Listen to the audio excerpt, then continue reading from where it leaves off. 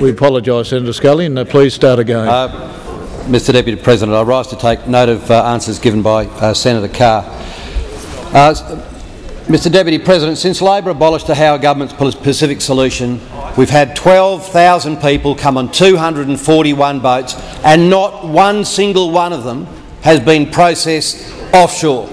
None. Not one single one of them has been. Order, Senator Conroy. And so it really is interesting, and we have Senator Conroy barking from the other side. And for those who can see him from here, if you see him a little blurry on the outside, because he is, like most of this government, a virtual minister. A virtual minister which is part of a virtual government which have virtual policies.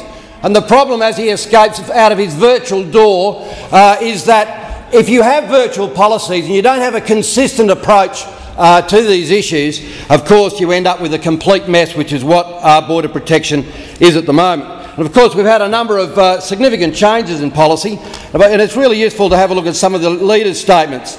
I can recall the time, Mr Deputy President, which he actually supported the turning back boats, and I can just quote: "The Navy has turned back 4 boats to Indonesia. They're in seaworthy shape when arriving in Indonesia. It's made a very big difference to people smuggling, and that happened."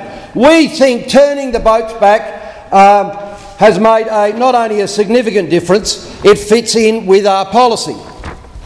But then, of course, more recently in 2010, I speak of the claim often made by opposition politicians that they will, and I quote, "turn the boats back." This needs to be seen what it is, a shallow slogan. Of course, they were a little bit of a mixed mash, and somebody might have mentioned that to the Prime Minister, Mr Deputy President. So now, of course, she's come back to virtually turning back the boats. They believe they're coming to Australia, but they end up somewhere else. It's a virtual turnaround of boats, again, classically in the line of developing a virtual policy from virtual governments. Of course, the next process, of course, was temporary protection visas. 2002, again, the now Prime Minister Julia Gillard. The proposal in this document, Labor's policy, is that unauthorised arrival who does not have a genuine refugee claim would in the first instance get a short temporary protection visa. That's right. Prime Minister today said in 2002 her policy was temporary protection visas. But of course today, Chris Evans in an address to the Sydney Institute says the Rudd government's proud of its reforms in abolishing temporary protection visas and closing the so-called Pacific solution. I mean, where are they on this, Mr Deputy President? They are absolutely everywhere on it. And this is the problem with having a virtual policy. It's a policy, and it's a bit like watching a television set, a very old one, that's a bit broken down, that doesn't even stay on the same channels.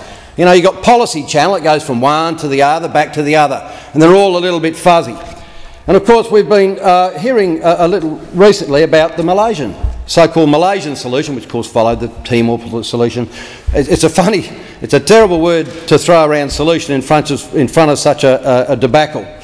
But again, back in at a time that Gillard said she would never go to a country that hasn't signed the convention.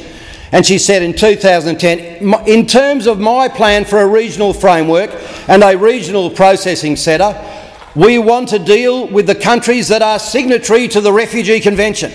Absolutely categorically. You can't sort of say that's out of context. That's the people she wants to deal with. She went on later in 2010 to say, my policy, not a virtual policy, the policy that I've announced is I want to see a regional processing centre, a centre that is a signatory to the United Nations Conventions on Refugees, and that's East Timor is a signatory. Of course, she then went on to say a little later on 6PR, a quote, I would rule out anywhere that is not a signatory to the Refugee Convention. Well, of course, from the UNHCR website, if she wasn't familiar with it, perhaps we could have put this towards the Prime Minister. Malaysia is not a party to the 1951 Refugee Convention by its protocol by law. Refugees are vulnerable to arrest for immigration offences and may be subject to detention, persecution, whipping and deportation. Well, one would think, Mr Deputy President, that that was absolutely clear. And this is the problem if we have a virtual government with virtual ministers and virtual processes. At the end of the day, we're going to end up with a virtual border. And let me tell you, real ships with real people smugglers ignore virtual borders, which is why this public should reject... Order, Senator Scullion, your time has expired.